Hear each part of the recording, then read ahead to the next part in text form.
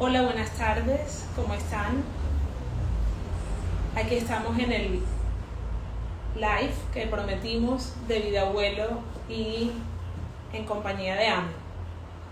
Mi nombre es Sandra Mosquera, soy médico psiquiatra, soy médico de la Universidad del Norte y soy médico psiquiatra de la Universidad Javeriana, y he recibido esta invitación especial de parte de AMI para hablar de un tema muy interesante que se llama cómo manejar la salud mental en el adulto mayor en estas épocas de pandemia, y especialmente ahora que se incrementaron los casos nuevamente y que estamos frente a un tercer pico de contagios en la ciudad de Barranquilla y en todo el mundo en general. Pues bueno, quisiera decirles que es importante que hablemos de este tema, puesto que son temas que nos afectan a todos, desde niños, adultos y, por qué no, también a los ancianos, que fueron los primeros que guardamos para protegerlos físicamente, y por supuesto en la medida que van subiendo los picos o se va aumentando el pico de casos, se va también aumentando, en la medida que también bajan los contagios, va aumentando el pico de la salud mental y todas las implicaciones que tiene. Es muy importante que sepamos en general que esta situación nos ha afectado a todos, nos ha afectado desde el punto de vista físico, emocional, desde el punto de vista económico también, porque no es un secreto para nadie que los ingresos han disminuido, que los movimientos en general de nuestras vidas cotidianas se ha cambiado. Pero quiero sensibilizarlos puntualmente en la tarde de hoy acerca del envejecimiento y todas sus características que hacen que seamos, que este grupo de población y de esta edad sea más vulnerable a los impactos de la pandemia. Tenemos que tener en cuenta que el adulto mayor por sí mismo es un individuo que está más ratificado en su personalidad, que tiene unas rutinas que lleva por muchos más años y que le cuesta más flexibilizarla. Es una persona que ha dividido el tiempo entre compartir con su familia y compartir con amigos en gran medida. Y es una persona, el adulto mayor, mayores de 65 años, por no decir los viejos, son personas que están más cercanas a la muerte y que de alguna manera viven más intensamente su vida porque saben que están más cerca del fin que lo que podemos estar nosotros.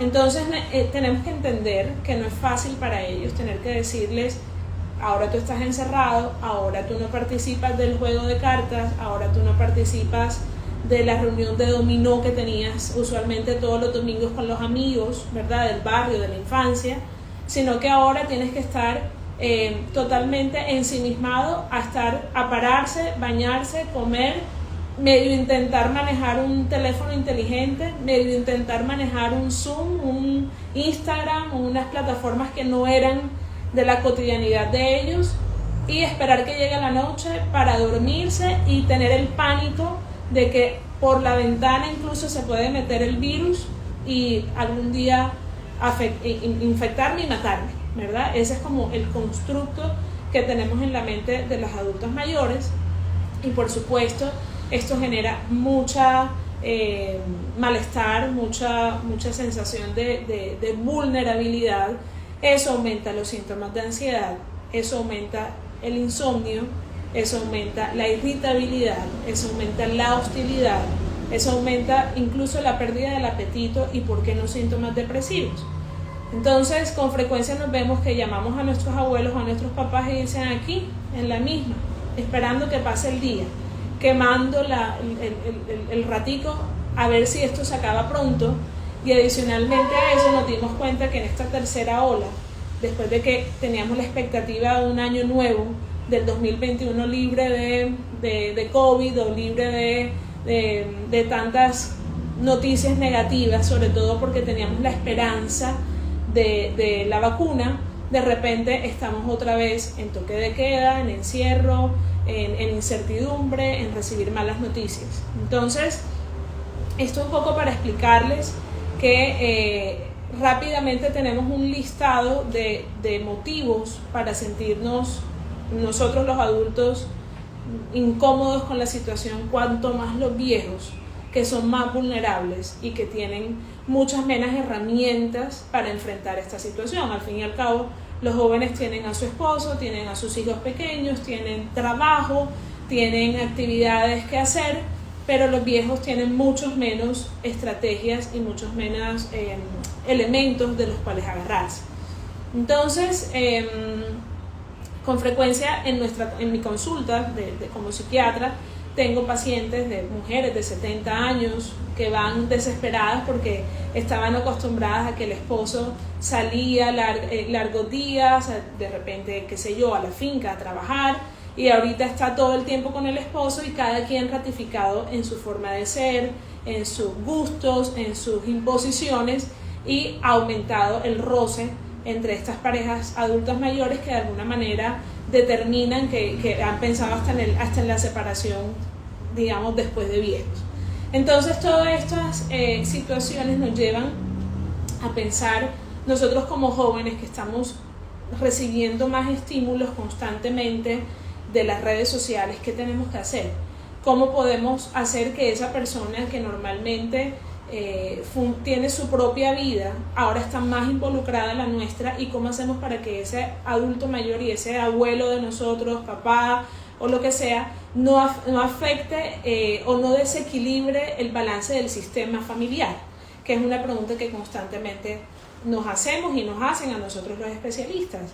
Y es precisamente lo que uno tiene que tener en cuenta, y es entender a esa persona, entender que aunque nosotros estamos francamente dinámicos en nuestras funciones, estas personas no les gusta que les digan qué tienen que hacer. De repente la actividad física que hacía la abuela era solamente salir a dar una vuelta al Buenavista todos los domingos, y ahora ni eso. Entonces decirle que vaya y haga ejercicio todos los días en la mañana es como decir, ¿por qué tengo que hacerlo si yo nunca lo he hecho? ¿Verdad? Entonces, la invitación en este live, más que todo, y lo hago en un ambiente como Vida Abuelo, que es un sitio especial para favorecer la calidad de vida del adulto mayor, para que entendamos que la flexibilización y la resiliencia que nos caracteriza como seres humanos, independientemente de nuestra edad, es la herramienta principal de la que tenemos que tomar mano para poder adaptarnos a la situación.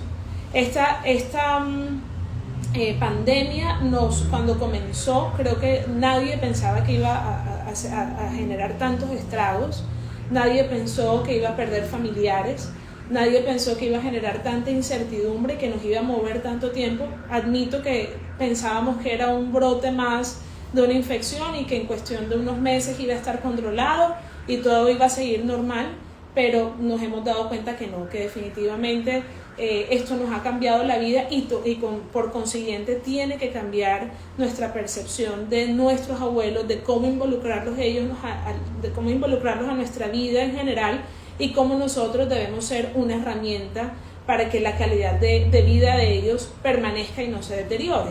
Le comentaba ahorita a unas personas puntualmente que en los edificios hay muchos edificios de personas mayores aquí en Barranquilla, y creo que en todas las ciudades los hay, donde con frecuencia las personas se reunían a hablar en las tardes, guardando la distancia, qué sé yo, en sillas, criticaban la administradora del edificio, criticaban que la jardinería estaba bien hecha o mal hecha, y de repente en mi propio edificio me tocó atender personas que estaban teniendo síntomas de ansiedad agudizados, de repente ya los traían desde antes, pero agudizados, porque de alguna manera el aislarlos y desconectarlos súbitamente de las redes sociales o de la actividad social se traducía en estos síntomas.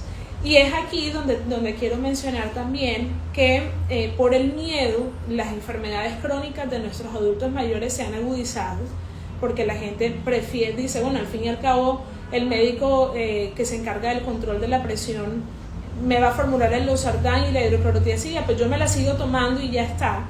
Pero no, efectivamente los controles se necesitan, y adicionalmente a eso les cuesta un poco a los adultos mayores filtrar un poco las la información que circula en las redes sociales y hemos visto muchas complicaciones de automedicaciones para evitar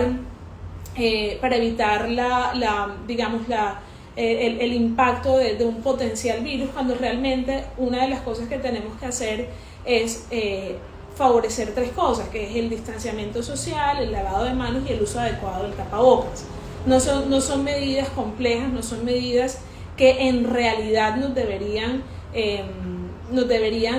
cambiar del todo la vida, aunque sí ya está pasando, pero digamos que uno puede reunirse con las personas del edificio guardando 1 metro de distancia, 1,5 metros de distancia, manteniendo el uso del tapabocas y un adecuado lavado de manos, y eso es poco a poco lo que tenemos que favorecer, que la desinformación y que el pánico no se propague incluso más rápido que el virus, y en últimas tengamos descensos de los contagios, pero ascensos del trastorno de ansiedad, del trastorno depresivo, incluso del trastorno de estrés postraumático, que son a su vez entidades que terminan afectando el sistema inmunológico de las personas, el sistema de defensas en general, y que favorecen la aparición de otras enfermedades también virales y que pueden comprometer la vida de las personas.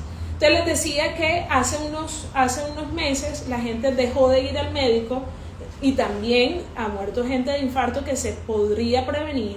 Ha habido rupturas de hemorragias, ha habido rupturas de vasos cerebrales y hemorragias que han terminado en muerte por automedicaciones y por evitar consultar a tiempo en relación a las enfermedades crónicas. Entonces, una de las cosas que se ha dado puntualmente también, y es importante resaltarlo, es que ha mejorado la comunicación entre las personas, entre los hijos, entre los nietos.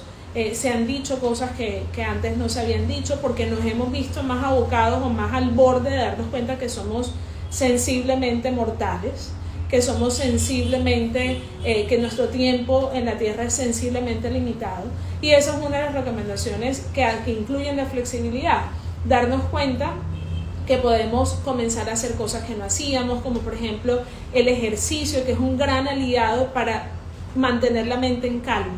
El ejercicio nos permite comenzar la rutina desde temprano en la mañana, nos permite organizar nuestro día, nos permite favorecer la movilidad y tener la tranquilidad de que estamos además favoreciendo con mejorar nuestro sistema de defensas, ¿cierto? Y adicionalmente a eso nos invita a comer más saludablemente, nos invita a tener más tranquilidad, nos invita a darnos cuenta que en la misma casa tenemos muchas cosas por hacer. Hay muchos closets por arreglar, hay muchas cocinas por remodelar, hay muchas plantas por sembrar, hay muchos libros por leer, hay libros que tenemos arrumados desde que estudiamos en el colegio, en la universidad, en el posgrado, para cuando tenga un tiempo, y ese tiempo no lo hemos tenido por el activismo en el que constantemente estamos involucrados. Hay espacios que podemos fomentar para lecturas con los nietos, por ejemplo, favorecer que se pueda leer, qué sé yo, 100 años de soledad, y eso crea improntas en la memoria de nuestros nietos. La única manera de compartir y de dejar huellas emocionales en los nietos y en los abuelos no es solamente a través del contacto físico, sino a través de las conexiones que tenemos que utilizar. Ya hoy en día nuestros abuelos, hablarles de Zoom es como hablarles del Heraldo.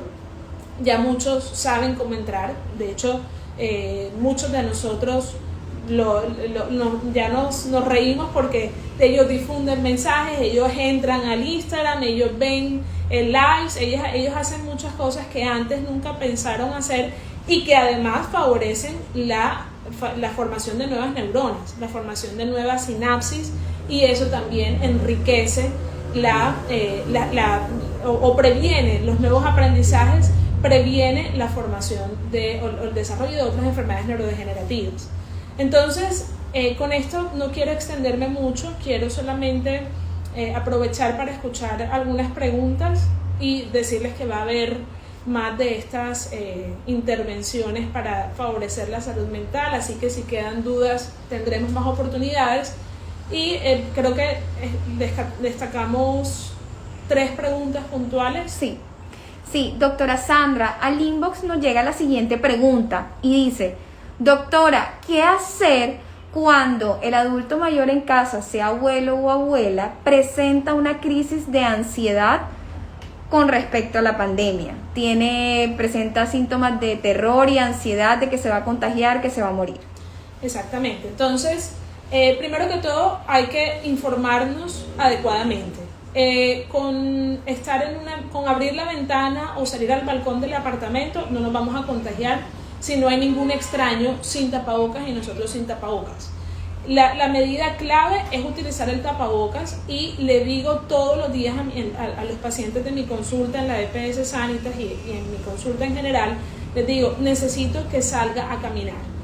Póngase su tapabocas, póngase sus tenis y comience una rutina. Entre esas actividades, les recomendaría a los adultos mayores hacer ejercicios de respiración, donde adecuadamente entre suficiente oxígeno a sus pulmones y ese oxígeno vaya adecuadamente al cerebro, que nos permita pensar mejor, nos permita tomar mejores decisiones y no favorezca los pensamientos catastróficos y nefastos que constantemente nos llevan a pensar que cada paso que demos va a terminar en la muerte o va a terminar en algo fatal, ¿cierto? Si tenemos a nuestra mamá, a nuestra abuela, a nuestra tía adulta mayor con ataques de pánico con frecuencia, las guías de manejo recomiendan idealmente comenzar con psicoterapia, ejercicios de respiración y ejercicio. Si ya una vez instaurado esto, o incluso desde antes de la pandemia, tenemos una persona que venía con síntomas de ansiedad porque su personalidad lo favorece, porque tiene factores ambientales, familiares, genéticos que lo favorecen, entonces es importante saber cuándo buscar la ayuda. ¿Cuándo buscamos la ayuda? Cuando la persona no duerme lo suficiente, cuando no come lo suficiente, cuando ha perdido peso, cuando presenta ataques de pánico a repetición varias veces al día de alta intensidad que lo motivan incluso a irse a urgencias pensando que se están infartando, pensando que están haciendo, cualquier enfermedad coronaria grave, y lo lleva, está por arriba el miedo a morirse que el miedo a contagiarse, que es una cosa ambivalente y contradictoria, pero con frecuencia las personas incluso una cosa mínima la ven grande, una cosa manejable la ven inmanejable. Todo ese tipo de cosas nos debe hacer pensar que debemos buscar una ayuda profesional. Hay psicólogas muy bien entrenadas, hay psiquiatras muy bien entrenados, y es recomendarles también que pierdan el miedo de que ir al psiquiatra o ir al psicólogo es salir con una fórmula de muchas hojas, con sedantes, con hipnóticos, con medicamentos que crean adicción y que favorecen las caídas y que se fracture y se murió la persona. No, ir al psiquiatra puede aliviar el alma con solamente hablar y poner en palabras lo que tienes en medio del enredo de tu cabeza sin tener que utilizar medicación.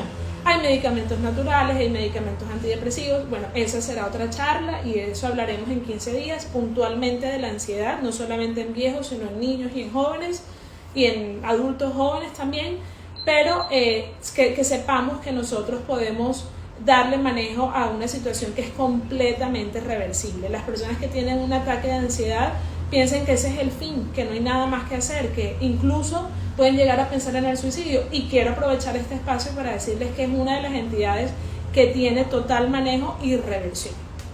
Ok, siguiente pregunta, doctora Sandra: ¿qué hacer cuando hemos sentido en casa que nuestra abuelita presenta un comportamiento agresivo, a veces incontrolable, personalidad que antes no tenía, pero que a consecuencia de la pandemia le llamamos algo así como la rebeldía de la abuela? ¿Cómo podemos manejar? Bueno, hay dos situaciones puntuales. Puede tratarse simplemente de un adulto mayor sano que está contrariado con la situación y que tiene rabia por tener que someterse a unas restricciones de salud pública porque no entiende muy bien las repercusiones de las mismas, o porque a pesar de entenderlas no las acepta y dice: yo he estado toda mi vida haciendo lo que a mí me da mi gana para que a mis 85 años, cuando ya estoy viviendo tiempo extra, porque así lo dicen los viejos, ya estoy viviendo tiempo extra, ya a mí no me frieguen la vida, ya yo quiero hacer lo que a mí me dé mi gana, vengan estos pendejos, niñitos, a decirme qué es lo que yo tengo que hacer. Entonces, ahí nos encontramos en una situación bien difícil de manejar muchas veces, pero la mejor manera es entender al adulto mayor y decirle, bueno, abuela, pero ¿qué es lo que tú tienes en tu mente? O sea, ¿tú qué crees? ¿Que te estamos solamente mandando por mandarte? O porque, ven, yo te explico que es que no te puedes reunir en el casino con tus amigas como antes y quitarte el tapabocas y fumar como antes, como si estuvieras, qué sé yo, en un sitio habitual, porque es que ahorita hay unas restricciones puntuales, pero puedes hacer estas otras, no puedes hacer esto, pero sí puedes hacer todo esto. Puedes ir al malecón, puedes citarte con tus amigas al espacio, al aire libre, puedes desinfectar las fichas y volver a jugar cartas, puedes promover un paseo con tus amigas en una finca al aire libre, puedes hacer tantas cosas que de pronto antes no hacías porque siempre hacías lo mismo, y te invito a que hagas cosas nuevas. ¿Por qué no involucrar a nuestra abuela a las mismas actividades nuevas que nosotros también hacemos?